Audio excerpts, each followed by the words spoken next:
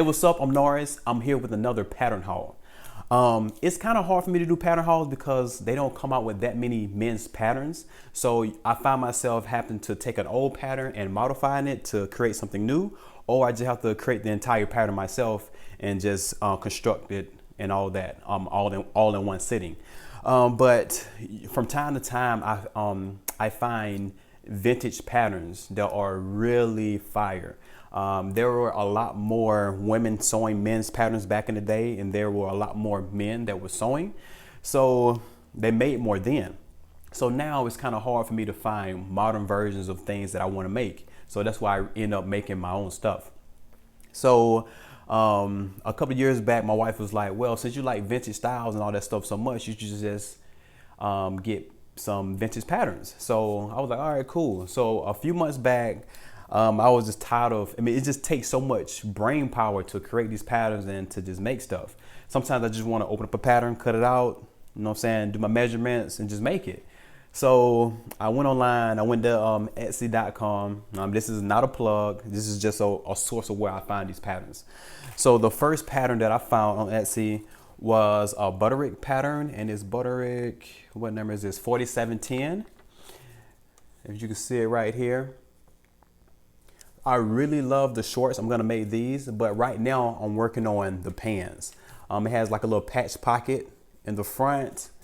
I like the big oversized belt loops that the patch pocket has right there on the band, and also it comes with the jacket. So I'm gonna make the full suit. I think I'm going to modern the collar here. As you can see, it has one of those fat vintage collars. I'm just going to, you know what I'm saying, modern it up a little bit and just redo the shape of that. And I think that's going to make the jacket look a little bit more like they could be in 2019. So I am currently working on pants for this. I think they're over there. They're green corduroy pants. I can't wait till I finish. I might crop them. I might have them just regular length. I'm unsure right now. I just gave me enough room for my hem just to decide later what I want to do. They're not going to be tight or skinny in any of those. They're going to be nice wide leg and just a nice, well, they ain't going to be wide leg. They're going to be kind of, what would I say, maybe like a straight leg, like a relaxed fit. So I'm very excited about finishing these. I wasn't able to finish them because I've had a lot of filming to do, but I will get to them. And these are all most of the pattern that it comes with. So next, now this pattern right here came all the way from Australia. I saw it because when it came in, it had the Australia address on it. And this I got from Etsy too. And this is Vogue 7923. As you can see right here, it's a men's jacket. And the very cool thing about this, it gives me that members only kind of vibe. As you can see, it has like a different kind of collar. Don't have a regular collar on it. I'm going to do the view A where the welt pockets right here, the blue one right there. And I'm unsure on what I want the fabric to be, but I know it's going to be a really cool jacket. I think it comes lined and everything. So I can't wait to do this right here. And I'm just excited because it just came all the way from Australia. Like, that's kind of cool. Now, these next two came together. These patterns right here literally was just in the mailbox. I wanted to do a pattern haul and I was like, man, I wish I had the other two patterns. So I checked the mailbox and there they were. So the very first one, well, next two are jackets, but this next one right here is a Butterick 3327. You can see right here. Now it don't even come in the original pattern envelope. I think they printed it out and put it in a different envelope because I guess it just might have been so old. And this is from the 1940s. You can see you got the oversized jacket there. The sleeves are a little bulky. It has a nice little, what would we call that? Nice little, like a pleat in the back right there. And it has tabs at the bottom. I can't wait to make this. And I think I'm gonna make this one in denim.